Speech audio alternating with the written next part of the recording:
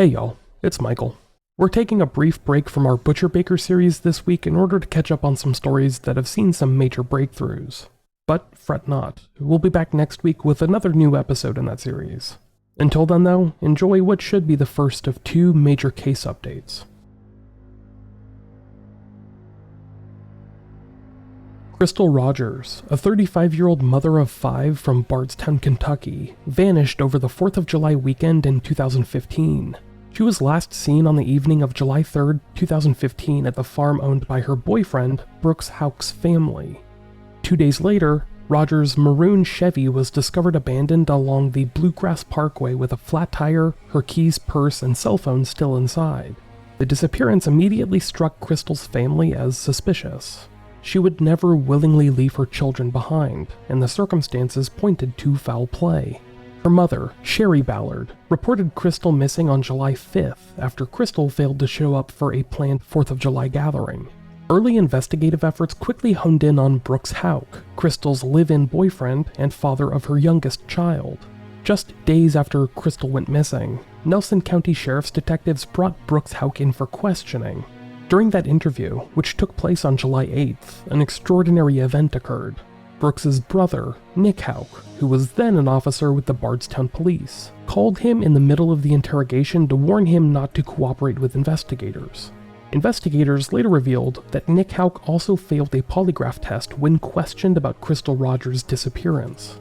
Suspicions deepened as law enforcement searched the Houck family farm multiple times in 2015 and 16. By October of that first year, Crystal Rogers was presumed dead by authorities, and Brooks Houck was publicly named the main suspect in her disappearance. However, despite mounting circumstantial evidence and community suspicion, no arrests were made at that time. The case went cold for several years, leaving Crystal's family in agonizing limbo. Tragically, the saga only grew more haunting. On November 19, 2016, Crystal's father, Tommy Ballard, who had been relentlessly searching for his daughter and pushing for answers, was shot and killed while hunting. His death remains unsolved to this day. The dual tragedies, both Crystal's disappearance and her father's murder, garnered national attention and cast a spotlight on a string of unsolved cases in this small town. Over the next several years, Crystal's case was featured on true crime TV programs and podcasts, including this one, and the community rallied around the Ballard family with vigils, billboards, and a Team Crystal movement to keep her story alive. It wasn't until 2020 that the investigation seemed to gain some new momentum. The FBI's Louisville field office took over the case in August of that year, launching Operation Justice Rising to finally crack the mystery. Federal agents, along with state and local police, executed numerous search warrants at properties tied to the Houck family. In 2021, a search of a subdivision built by Houck's company uncovered unidentified items of interest. Another extensive search of the Houck family farm in 2022 brought additional evidence to light, though authorities kept specifics under wraps. By early 2023, the Kentucky Attorney General appointed a special prosecutor, Shane Young, to lead the Rogers case, as well as investigations into the murder of Tommy Ballard and the other Bardstown cases that I've also covered on this podcast. After years of frustration, there were finally signs of a breakthrough. The stage was being set for long-awaited arrest.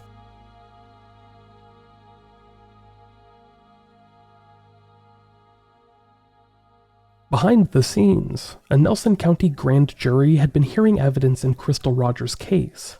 On June 21, 2023, the grand jury issued a sealed indictment charging a local man named Joseph L. Lawson with conspiracy to commit murder and tampering with physical evidence in connection to Crystal's killing. Lawson's name was not widely known to the public at the time, but he would soon be revealed as a key accomplice. On August 15th, Kentucky State Police arrested the 32-year-old Joseph Lawson on those charges. It was the first concrete move toward justice in Crystal's case in 8 years, and it hinted that investigators believed multiple people were involved in a conspiracy of sorts. Less than 2 months later, the long-awaited arrest of Crystal's former boyfriend finally happened. On September 27, 2023, FBI agents swarmed Brooks Houck's home and took him into custody, charging the 41-year-old with murder via complicity and tampering with evidence. The arrest was a bombshell moment for the Bardstown community. Houck had lived under a cloud of suspicion since 2015, but had adamantly maintained his innocence in media interviews and to law enforcement. Now he was in jail, accused of orchestrating the murder of the mother of his child. The charges of complicity indicated prosecutors believed Houck did not act alone in carrying out the crime, a fact underscored by Lawson's indictment and hints of other co-conspirators. And soon, another arrest followed. On December 8th of 2023, Lawson's father, Steve Lawson, aged 70, was arrested and charged with the same counts of conspiracy to murder and evidence tampering. The elder Lawson's role, as would later emerge in court, was allegedly to help cover up the crime. In fact, during Steve Lawson's subsequent trial, he admitted that on the night Crystal disappeared back in 2015, he picked up his son Joseph along the Bluegrass Parkway while Joseph was in the process of moving Crystal's car after it had been left with a flat tire. This stunning admission confirmed a long-held theory. Crystal's red Chevrolet hadn't mysteriously broken down on the roadside by chance. It was deliberately staged there by the conspirators, and an unfortunately timed flat tire foiled their perfect cover-up plan, forcing Steve Lawson to retrieve his son and inadvertently leave a trail. As Commonwealth attorney Shane Young later remarked in court, "They planned it. It was almost perfect until the tire went flat and Steve Lawson made a call." With the arrest of Brooks Houck and the Lawsons, prosecutors were now outlining a murderous plot born of both greed and personal motive. Brooks Houck, they alleged, wanted Crystal gone to avoid a breakup and a custody battle over their young son, Eli. He enlisted help to eliminate Crystal, even allegedly offering a sum of $50,000 for the deed. In the words of Shane Young, the prosecutor, $50,000, that's what she was worth, that's it. A chilling indication of how little Crystal's life meant to the conspirators, who treated her as nothing more than an obstacle to be removed. By paying others to help and involving his own family, Houck sentenced Crystal's kids to life without a mother, Young told the jurors, emphasizing the devastating impact on her children. All three defendants pleaded not guilty, setting the stage for trials. Given the intense pretrial publicity in Nelson County, defense attorneys successfully motioned for a change of venue, moving the proceedings 90 miles away to Bowling Green, Kentucky. They also sought to sever the trials. The elder Steve Lawson, who had made incriminating statements, was tried separately to avoid prejudicing the case against Brooks Houck and Joseph Lawson. By late spring 2025, nearly a decade after Crystal's disappearance, the cases were finally before juries. Steve Lawson would go first, followed by the main event, Kentucky versus Brooks Houck and Joseph Lawson. In May 2025, Steve Lawson faced a jury on the conspiracy and tampering charges. Over 4 days of testimony, jurors heard how Lawson had participated in disposing of Crystal's car and later lied to investigators for years about his involvement. The prosecution portrayed him as a willing participant in covering up the murder of a young mother, while Lawson took the stand to insist he never knew of a plan to kill Crystal and was not present at her death. He did, however, concede that he did not want to man up and admit his actions in moving the car, expressing regret for not coming forward sooner. It took the jury less than 3 hours to convict him on May 30th, 2025. They recommended 17 years in prison for the 70-year-old Lawson, the maximum for the charges. This verdict marked the first conviction in the Rogers case and set the stage for the much-anticipated trial of the alleged mastermind and his younger accomplice. On June 24, 2025, the joint trial of Brooks Houck and Joseph Lawson began in Warren County. Over the next 2 weeks, prosecutors methodically presented the puzzle pieces of a circumstantial case that had taken about a decade to assemble. More than 40 witnesses testified, and over 70 exhibits were introduced into evidence. It was a trial with significant challenges. Crystal's body had never been found, and there was no confirmed crime scene or DNA evidence linking Brooks Houck to the murder. The defense latched onto these points, arguing that you can't really prove a murder without a body or forensic proof of a crime taking place. But the prosecution countered with a trove of circumstantial evidence, especially focusing on cell phone data and inconsistencies in Houck's alibi. Investigators testified that Brooks Houck's timeline of his whereabouts on July 3, 2015, the day Crystal vanished, simply did not hold up under scrutiny. Houck had told police he spent that day running errands and visiting family, but cell phone tower pings and interviews with the people he claimed to see blew his shoddy timeline out of the water. Phone records placed Brooks Houck's cell phone at or near the family farm at key times, rather than where he said it was. Meanwhile, other witnesses refuted Brooks' claims of routine activity, undermining his credibility. The implication was that Brooks was at the scene of the crime, the family farm, when Crystal was likely killed, and that he lied about his actions to cover up his tracks.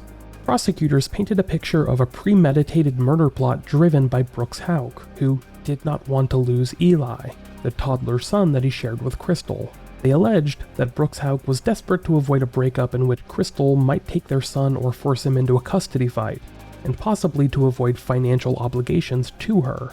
In this narrative, Houck recruited Joseph Lawson, and prosecutors suggested even more of his own family to help eliminate Crystal and dispose of evidence. The jury heard about the staging of Crystal's car on the parkway, and although jurors in this trial did not hear directly from Steve Lawson, who again was tried separately, evidence was introduced to show that Joseph Lawson was indeed involved in moving Crystal's vehicle the night that she vanished. The prosecution acknowledged their lack of smoking gun physical evidence, but urged the jury to see the totality of the circumstantial proof as compelling and cohesive. Special prosecutor Shane Young delivered passionate arguments, characterizing the crime as coldly calculated, stating, "To me, the highest level of murder you can commit is premeditated. That's what happened here." Young emphasized that Crystal Rogers' death was not an accident or spur-of-the-moment act. He argued that Brooks Houck and his co-conspirators thought they had committed the perfect crime, but small mistakes, like the flat tire, unraveled their scheme. And while no body had ever been found, Young reminded jurors that Crystal's children had effectively lost their mother forever, due to nothing more than Brooks Houck's actions. He later said of Houck, "He took the most precious thing in the world away from them. She meant nothing to him. Those kids meant nothing to him." The defense, for its part, attempted to sow reasonable doubt. Houck's attorneys stressed that investigators had scoured the Houck family farm and other properties multiple times without finding Crystal's remains. They noted that despite dozens of searches over the past decade, authorities recovered no forensic evidence like blood or DNA linking Houck directly to the murder, or simply a murder. The defense suggested that if Crystal truly were killed at the farm or by Houck's hand, some trace would have turned up. They also pointed out that Rogers' cause of death was unknown without a body, implying uncertainty about what really happened. In the defense's case, Houck's sister Rhonda McElvoy took the stand to insist that neither she nor her brother had any part in harming Crystal, and a canine search expert was called in an effort to downplay any cadaver dog alerts from prior searches. These moves aimed to undercut the prosecution's theory and reinforce the notion that Crystal might not even be deceased, though few in the courtroom likely gave that possibility much credence after all the testimony. Joseph Lawson's defense strategy aligned with Brooks Houck's on the core question of guilt. Both men denied any involvement, but also diverged in painting Joseph as a minor participant if the jury did believe a conspiracy occurred. Joseph's attorney highlighted that Lawson struggled in life, coming from an abusive alcoholic father, Steve Lawson, and that Joseph is now paraplegic and wheelchair-bound due to an unrelated accident that took place after Crystal's disappearance. This detail was not offered to excuse a crime, but perhaps to elicit juror sympathy, suggesting that Joseph posed no future threat and had already suffered in life. It was a prelude to the sentencing phase, but it also subtly underscored that physically, Joseph could not have directly harmed anyone in his current condition, though of course his injury occurred years after 2015. After roughly 10 days of testimony, the case went to the jury. 12 jurors, 6 men and 6 women, deliberated for about 4 hours on July 8, 2025, before reaching a verdict. Despite the defense's efforts, the circumstantial web woven by prosecutors clearly convinced the panel. They found Brooks Houck guilty of murder, and guilty of tampering with physical evidence, exactly what prosecutors had charged. Co-defendant Joseph Lawson was also found guilty of conspiracy to commit murder and of evidence tampering as well. All charges resulted in guilty verdicts. A clean sweep for the prosecution, and a resounding validation of the case built up over so many years. When Judge Charles Sims announced the verdicts in the Warren County courtroom, an audible gasp rippled through those in attendance. For Crystal's family, who had filled up the gallery every day, the moment was overwhelming. Crystal's mother, Sherry Ballard, and her other children hugged one another, sobbing with relief that justice had finally been served. In contrast, Brooks Houck showed no visible emotion, staring straight ahead as he had throughout most of the trial. The now 43-year-old, who had arrogantly proclaimed his innocence for a decade, now stood as a convicted murderer. Joseph Lawson, 34, sat impassively in his wheelchair, similarly stone-faced as his fate was declared. The trial moved immediately into a brief penalty phase so that jurors could recommend sentences for the two men. Prosecutors called two witnesses to testify to the impact of Crystal's loss. One was Crystal's 28-year-old daughter, Kylie Fenwick, who had been just 18 when her mother disappeared and was in fact the last family member to see Crystal alive back in 2015. Taking the stand, Kylie spoke through tears about growing up without her mom. "I have waited a long time for this. I just want you all to be fair and go with what's in your heart." Kylie described how her baby brother, Crystal's son with Brooks Houck, had been taken from the Ballard family orbit after Crystal vanished, with Brooks retaining custody of little Eli, and how she herself had to navigate adulthood without a mother's guidance.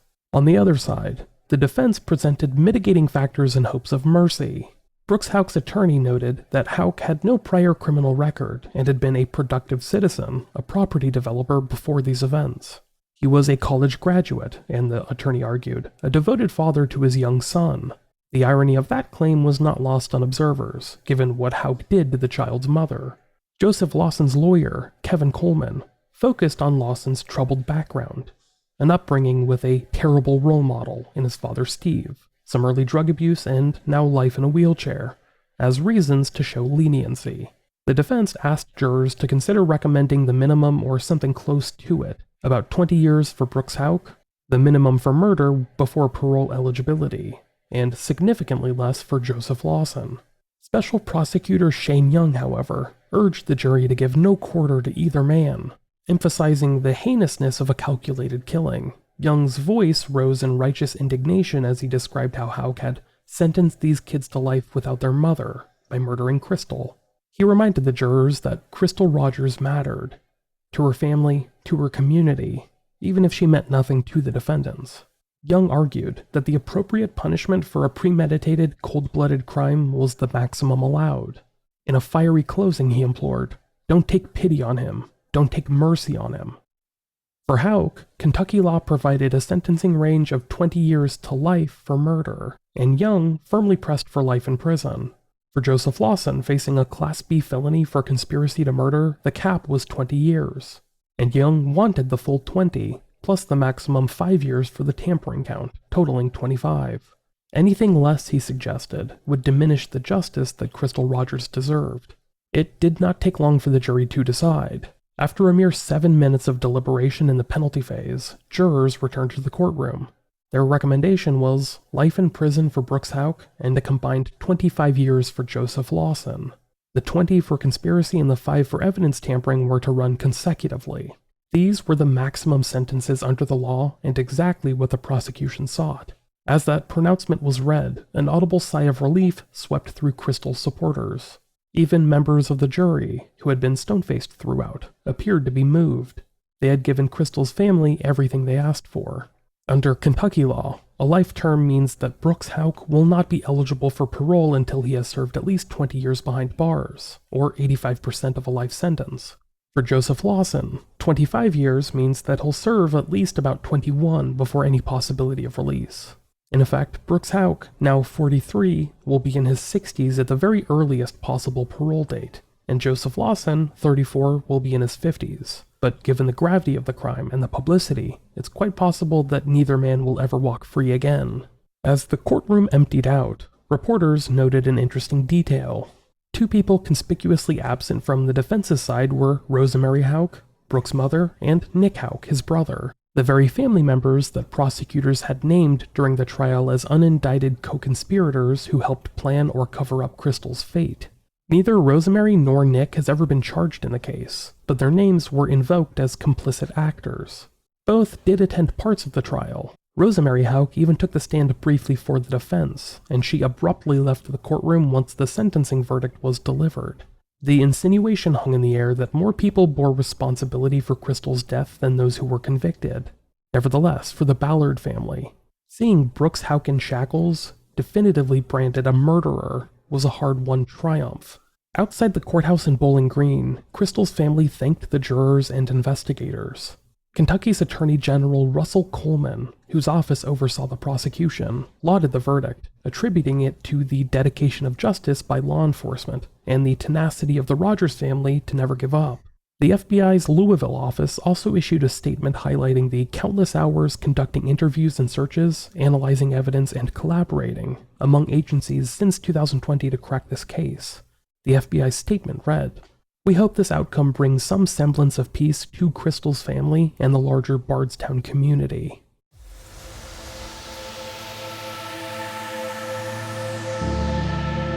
Back in Bardstown on the evening of the verdict, a sense of vindication and unity swept through the small town. Word spread quickly that the jury returned guilty verdicts on all counts. As Crystal's mother, Sherry Ballard, and other relatives drove home from Bowling Green, they were greeted by an impromptu roadside gathering of supporters. Dozens of locals donned pink shirts, Crystal's favorite color, and lined the sidewalks along Bardstown's main street to welcome the family back. Various signs bore messages like "Truth Wins" and "Justice for Crystal." In the crowd was Crystal's friend, Pam Kurtzinger, who had helped organize community searches over the years. She later said, smiling through tears, "I feel wonderful right now. Justice has prevailed. It's a wonderful day." After 10 long years, the community finally saw an outcome that they had desperately hoped and prayed for. Many in Bardstown had followed the case from day one, often referring to Crystal by her first name as if she were a family member. The trials and verdicts were deeply personal to them. Pam Kurtzinger noted how many Bardstown residents banded together to support the Ballards through each agonizing development, adding, "It's been hard for everybody. Everybody's been following this case, and I'm so proud of our community." As I've covered on this podcast prior, this small Kentucky town has been living under the shadow of Crystal's disappearance for a decade, and this case, along with others, had become a part of Bardstown's strange identity. Now, with a small measure of justice finally achieved, there was a collective sense of relief and closure.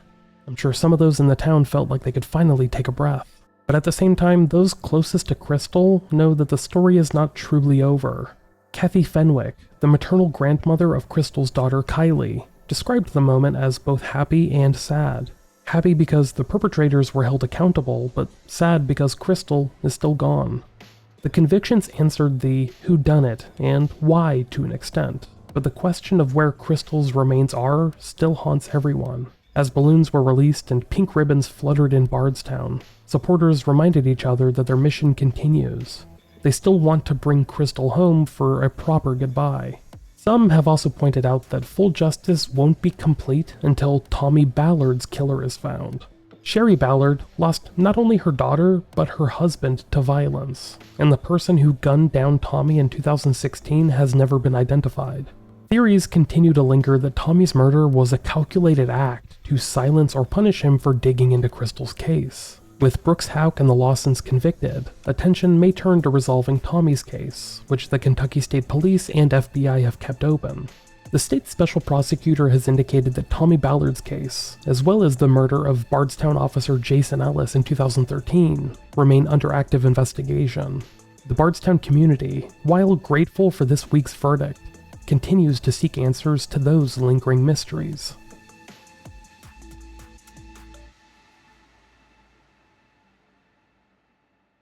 While the jury's recommendations were clear, final sentencing in a Kentucky murder case is performed by the judge. Judge Sims formally set a sentencing hearing for August 21st, 2025 in Nelson County, the original venue, to impose the court's sentence in line with the jury's decision. At that hearing, it is expected that Brooks Houck will be officially ordered to serve life in prison, and Joseph Lawson will receive a 25-year prison term, plus any additional stipulations. Typically, judges uphold the jury's recommendations in such cases, and there is little doubt these sentences will stand. As for the elder Stephen Lawson, sentencing is scheduled for August 6, 2025, and he is expected to receive 17 years as recommended by his jury. All three men will be remanded to the Kentucky Department of Corrections to serve their time. Houck and Joseph Lawson will likely be eligible for parole considerations far into the future. Kentucky requires at least 85% of a sentence to be served for violent crimes, but the nature of their offenses and the high-profile aspect of the case suggest that any parole board will be extremely scrutinous if and when that day comes, if ever. The defense teams for Brooks Houck and Joseph Lawson have indicated that they will appeal the convictions, something that is standard in any serious felony case. Likely appellate issues could include challenges to the venue, though the defense itself asked for Bowling Green, the admissibility of certain evidence, or the sufficiency of evidence given the absence of a body. However, appellate courts historically have upheld convictions in no-body homicide cases when the circumstantial evidence is strong. Shane Young and his team expressed confidence that the verdicts will withstand appeal, noting that the jury's swift decision reflected the compelling case presented. For Crystal's family, the coming weeks offer a chance to finally speak directly to the court and the killers at the sentencing hearings. Victim impact statements will allow them to tell the judge, and Brooks Houck, exactly what Crystal meant to them and how her loss has devastated their lives. It will no doubt be an emotional culmination of a 10-year struggle for answers. Even after sentencing, one crucial piece of the puzzle remains: finding Crystal's body. Authorities have never stopped looking. In September 2024, for instance, the FBI conducted a 3-day search of a local creek and woods in Nelson County based on new leads. That search, like others before it, did not publicly report significant findings. With the trial over, however, there is hope that someone with knowledge of the disposal of Crystal's remains might finally come forward. Investigators have hinted that certain individuals know more than they've ever admitted, a likely reference to uncharged co-conspirators or witnesses who were afraid to speak up while Houck remained powerful in the community. Now that he is a convicted murderer sitting behind bars, the balance of fear may shift. The Ballard family has expressed that the final piece they seek is to be able to lay Crystal to rest. They have vowed to continue working with law enforcement until that goal is achieved. As Bardstown marches on, the convictions of Brooks Houck and his accomplices mark a turning point. A town that was once defined by unanswered questions and dark suspicions can now begin to heal, at least a little bit. Still, as one family friend said, it's definitely not over yet. We will get justice.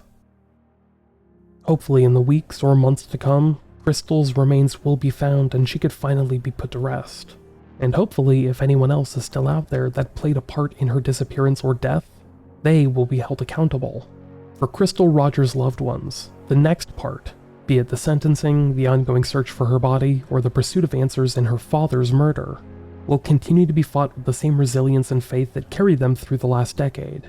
But for now, at long last, they know the truth of what happened to Crystal, and they have seen at least some semblance of justice served. While final sentencing awaits, it seems at long last that at least one of the Bardstown mysteries has finally been resolved.